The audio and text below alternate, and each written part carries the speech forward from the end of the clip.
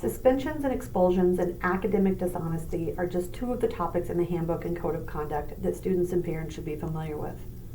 I'm not going to go through all of them here. Some of them are listed, but you should go in the handbooks and really review through everything, as there's a lot more information available to you.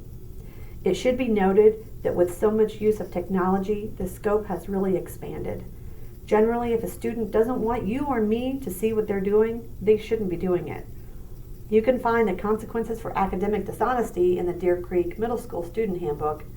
Suspensions and expulsions represent what can happen in some situations.